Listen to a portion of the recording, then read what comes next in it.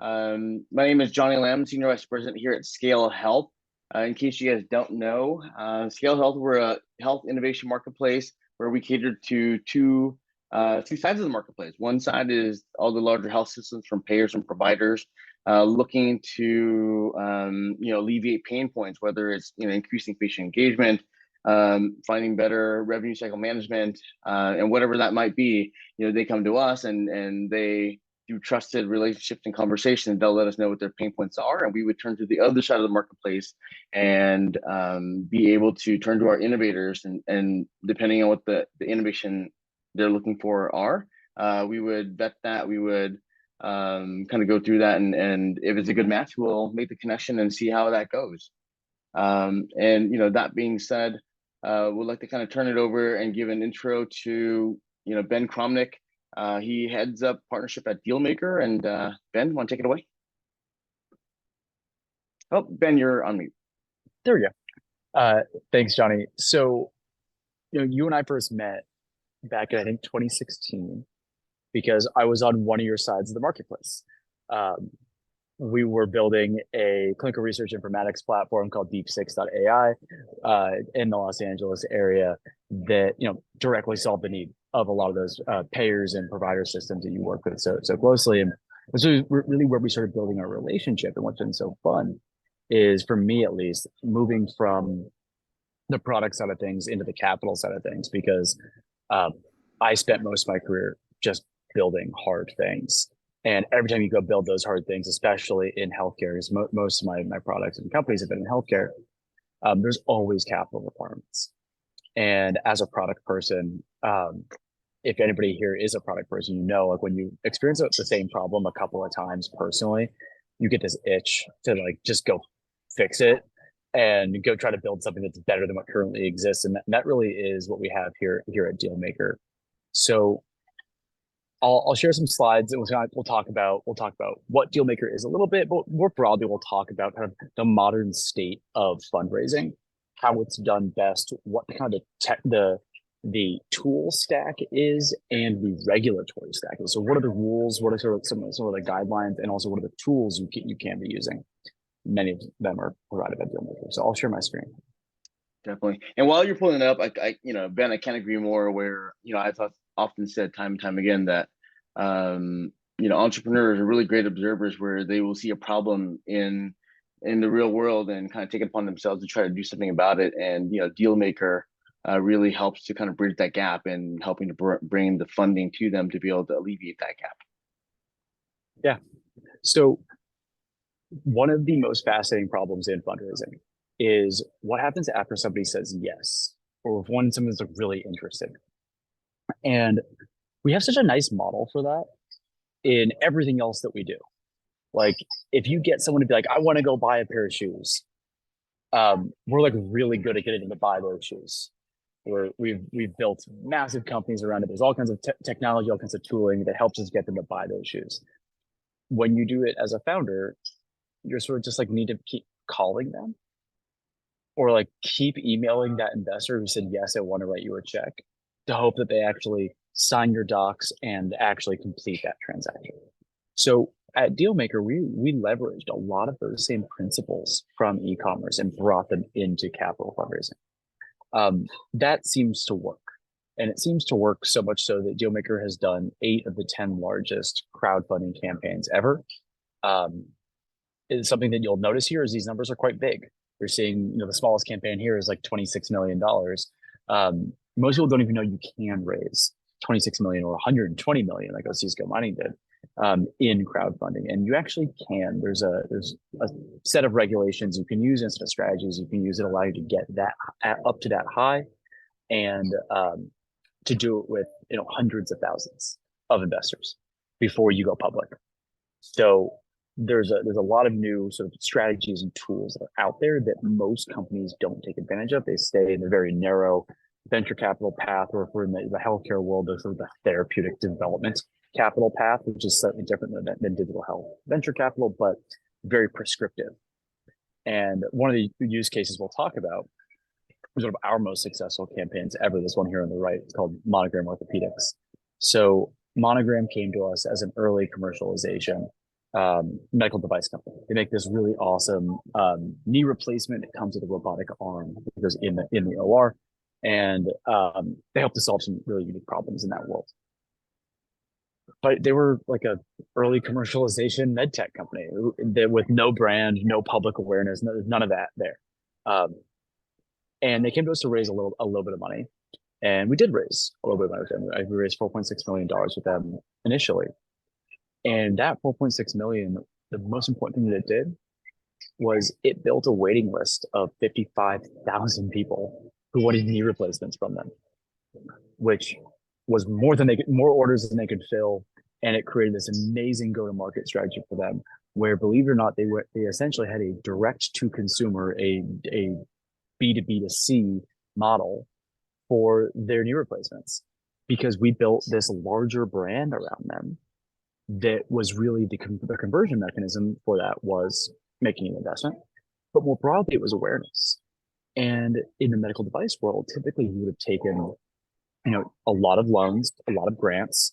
Then you take some very speculative, regulatory specialist investment dollars.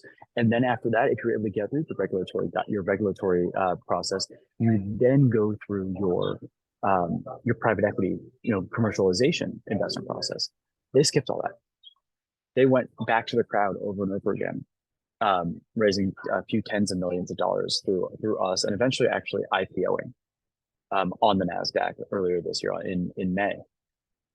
That was an entirely new go-to-market strategy, an entirely new fundraising and capital strategy for the medical device space that we need to teach founders about.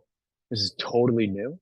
And it's one of the things that Dealmaker does that's pretty unique is we're a one-stop shop. So we've supported companies, ranging from, Graze is an automated lawnmower to, you guys probably know, the Green Bay Packers, to Brazil Potash is a fertilizer mine in Brazil. Kind of anything and everything, but most importantly, we have this core expertise that is the strategy, the technology, and the regulatory expertise to navigate this process of raising, whether it's your first couple of million or it's tens of millions in order to scale the company. What makes us so different, I think, than how you would typically do this is, normally you go raise capital, you're going to go to pitch events, you're going to go talk to investment bankers or placement agents, and they're going to work you through the process and they're going to call their people. But like you can see this sort of phone scrolling on the left. With what we do, you can complete an investment in 60 seconds.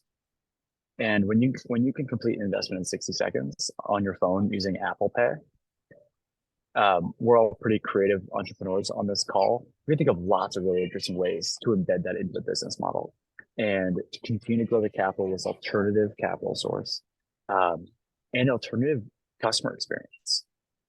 And so our technology really enables that. And it's one of the things that you've seen really broadly happen across the fundraising space is the bringing in of modern technologies into the community ecosystem, into fundraising. AngelList was pretty groundbreaking back in the day when they started doing, SPVs for people and started listing them on their website. Now there's a bevy of platforms out there that do, private placements, that do SPVs. We're one of the few that puts all that power in the hands of the entrepreneur. It says, you run your strategy. Don't put it on my marketplace. Put it wherever it's right for you, and then provide the advisory and the compliance and the technology behind it to make all that happen. So, like I said, kind of full stack, everything across the board from we can do at a Dealmaker. It's sort of proofs in the pudding in a lot of ways. We've raised $1.9 billion. I think it may have crossed over 2 billion by now. 760 companies, more than 1 million individuals have actually invested with us. And that $1.9 or $2 billion number is more than the rest of the market combined. So we are actually the dominant player out there. But the reason people don't know about us is because we're that white labeled solution. You shouldn't know Dealmaker just the same way you shouldn't know Shopify. Like you buy your favorite thing on REI or on Louis Vuitton. Like you're not like, oh my God, I just bought this amazing thing from Shopify from Louis Vuitton. Like, no, you just bought this. You just bought your favorite purse or your favorite backpack. That's the brand positioning that we have, the same sort of technology positioning that we have, and continue to. one other really essential thing to this is Dealmaker, by nature of providing this technology, allows founders to go to where their people are. And Dealmaker and crowdfunding in general, we find significantly higher investment in female founders, in BIPOC founders, in really every minority shape and size. We find has better representation in crowdfunding than they do in venture capital. And especially in healthcare innovations, those innovations are sourced exceedingly broadly. It's like there isn't as much a singular Silicon Valley as the way there is for B2B SaaS, as there is for healthcare. But the problem is that like capital is not evenly distributed nationally, or by race or gender. So crowdfunding in general has done a huge amount to push forward the more fair. Oh, thanks, Kevin. That's actually me. I'm gonna see what I can do today. My background noise. So anyway, that's a little bit who we are on the background on the democratization side of things. With what we actually do, there's kind of two types of crowdfunding that are really important here. The first one is what's called Regulation D. This is your private investments. This means that you're only accepting investment from accredited investors, but that those accredited investors can now use all those same technologies. So this is your standard angel round or your venture round. But with Dealmaker, we make it highly simplified. So set the whole thing up on your website. You can go through and do a simple, that 60-second checkout. You add an angel group now, or you do your pitch day. Imagine if on that last slide of your pitch, there's a QR code or there's a link that people can click, and now they can actually convert and invest right there. That's what we can do with our Reg D technology, and we do that all the time with hundreds of customers a year. Field Trip Health is a great example of that. Up in Canada, doing one of the first psychedelic therapy centers in Canada, raised from their community with us. Then there's the equity crowdfunding side of things. So a little bit of background here on equity crowdfunding. Jobs Act passed in 2014 and 2015, really updated in 2016, and it's scaled up ever since. Dealmaker is today I think it's the third largest equity crowdfunding platform. In the CF exemption, we're by far the largest in the Reg A exemption. There's a key difference. So Reg CF allows you to raise up to $5 million on an annual basis. Reg A allows you to raise up to $75 million on an annual basis.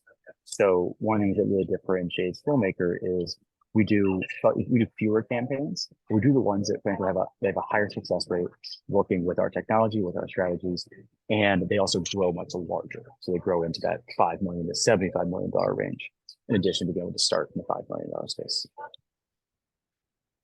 Kind of talked through this a little bit, but the key difference between us working with a Dealmaker or with a marketplace, and there's pros and cons to both sides. It's important to kind of think about who you are and what your strategy is. But if you are starting from zero, you're a seed stage company, pre-seed company, you don't have a big list of audience members or consumers or customers or community members, then you might want to start with a marketplace that looks like a WeFunder or Start Engine or Republic, because you can borrow their credibility, you can borrow a lot of their community.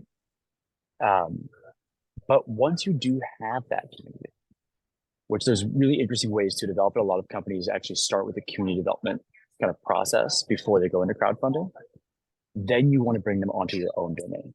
So Dealmaker being all self-hosted, meaning it all happens on your website, on your experiences, 100% in digital funnels. That's what we do. Dealmaker also actually powers our technology that actually lives as the back end behind a lot of the marketplaces that are out there today as well. There's a great example. Again, like it all happens on your website with our technology, your branded experience. You also own the entire investor pool, which is pretty important. So your community might be your most valuable asset for a lot of businesses. And if you're working with a third party and you're driving that community through a third party, they all get sort of retargeted and redirected away. With Dealmaker, you own the entire funnel, which means that the entire community experience stays with you. That's pretty important if you're building a community. And like I said, we're with you the whole step of the way, from day zero, figuring out your strategy and your filings, all the way up through building up all the content, getting the launch campaigns out, nurturing it, closing it, and then managing your community in the long term. So that's a little bit about the current state of fundraising, the tools and technologies that are out there, and how Dealmaker's version of crowdfunding in partnership with Scale and its community is hoping to continue to bring more capital efficiency into the market and get more great healthcare companies funded, because it's hard and we need it, and we can't run that, especially in the healthcare space. I'm going to stop there. Any questions or comments? Amazing. That was great. As folks are kind of thinking about their questions, and if you do have one, just kind of raise your hand or just kind of chime in, or even kind of put it in the chat. But I think, for me, one of the most important questions, the questions I always get is, how do people get started with doing this, right? And how does this affect my cap table? Because if it's equity crowdfunding, there's all these people, or is it just one entity? How does that normally work, Ben? Yeah, great question. So if you don't want everybody on your cap table, which there's good reason to keep them on there, it's perfectly okay to. But if you don't want to, you can use what's called a special purpose vehicle, which is you form a new company. That new company basically is where you aggregate all these investors. When you close the round, that company then makes the purchase of the shares in the business. You still have to manage it. Like, this is the thing that a lot of people think, like, oh, I'll only have one person on the cap table, will be easy. Well, all you're doing is putting that group and you're bringing them all into one entity, but you still have to talk to them. You still have to do your K1 filings. You still have to do your dividend distributions. You still have to do your tax filings. So it doesn't remove the work. And I actually totally flip that conversation on its head usually, where I say, yeah, sure, like, we'll keep your institutional cap table clean. There'll be one entity on it. Great. But you now have 5,000 people who are on your cap table. That's awesome.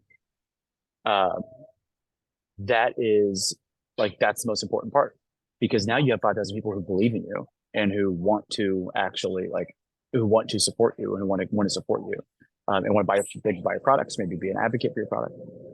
So that community is a blessing. And yes, there's a cost to it. Dealmakers, our transfer agent and our Engage portal, which is our community engagement portal, actually solve that problem for you, turning those often shareholders into an asset.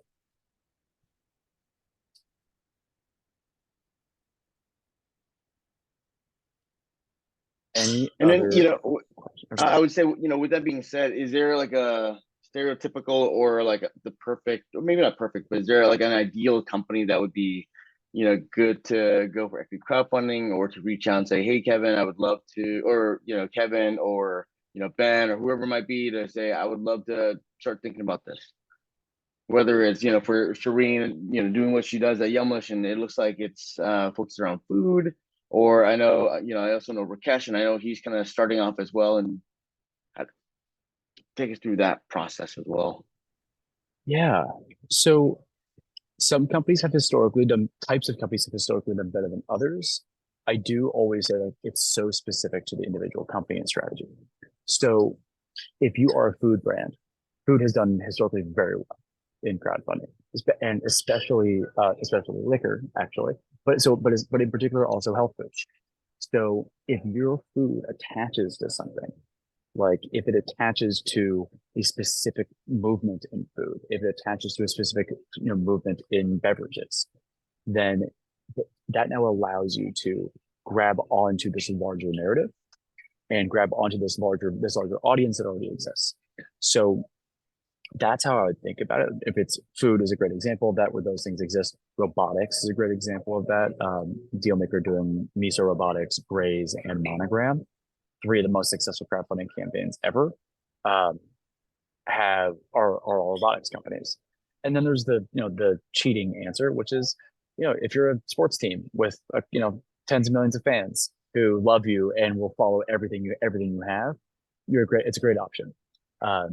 It's actually pretty interesting. We're seeing much later stage companies come to that realization that because they already have this audience, they can go to them for capital. On the earlier stage side of things, it's much more about being able to grab onto that narrative that you can tap into to stay relevant for a longer period of time and grow your exposure.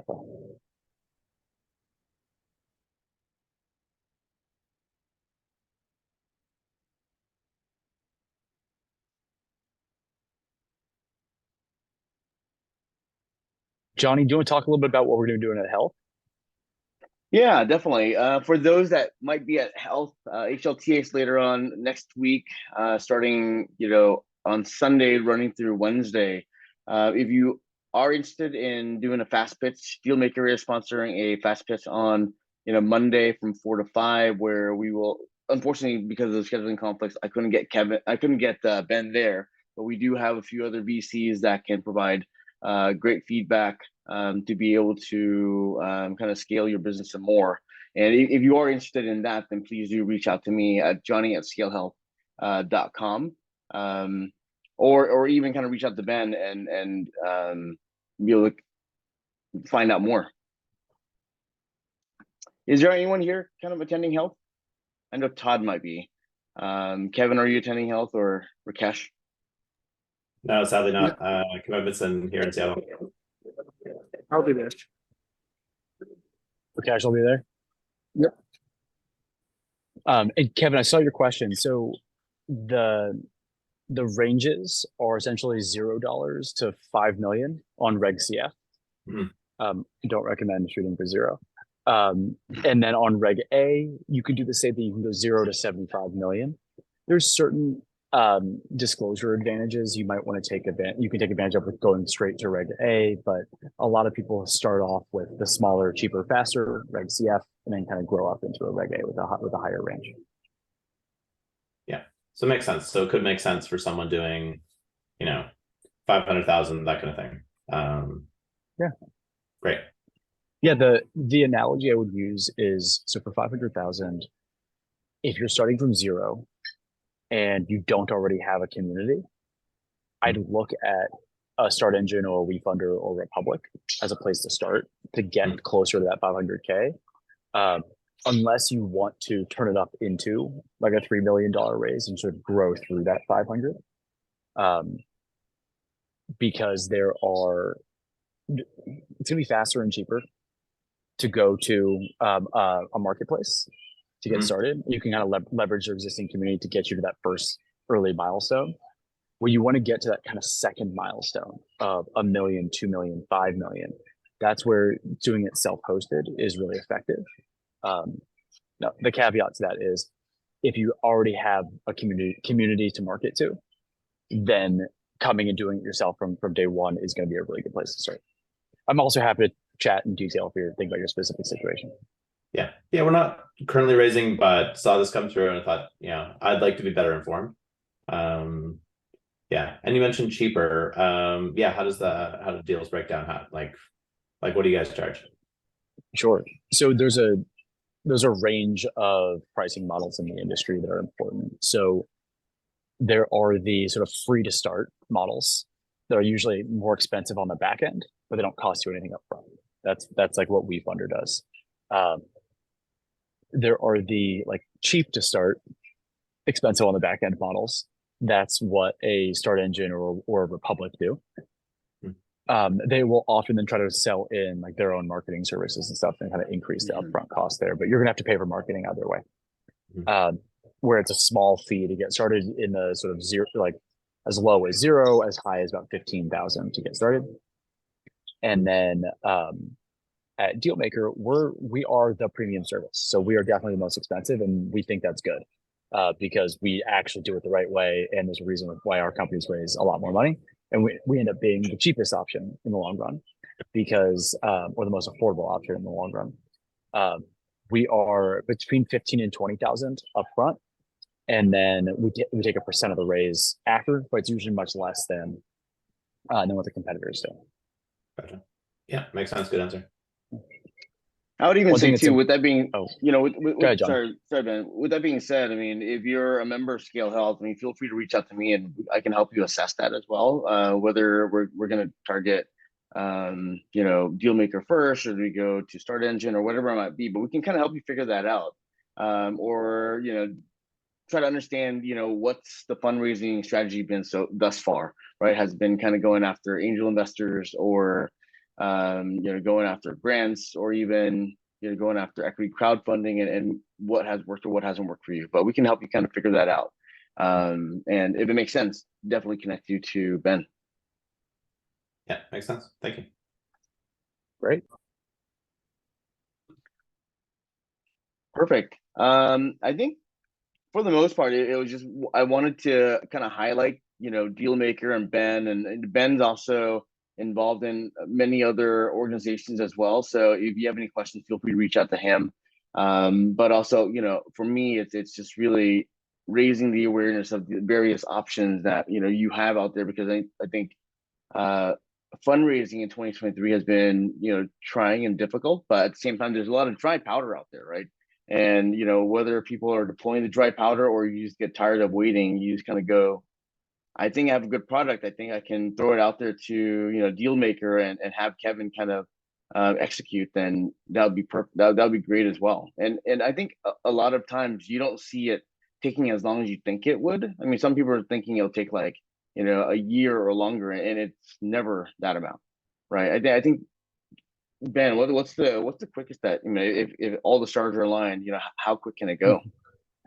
Yeah, I mean, we usually recommend you run a campaign for 6 to 9 months, because that gives you all the time you need to get launched, build your awareness, do your nurturing, do your closing in like a proper format. That's going to result in the most effective cost of capital. You can go faster for sure. There's been a lot of methodologies that have been run in the past, where you do a bunch of pre-marketing and then you launch and you close it in like a week.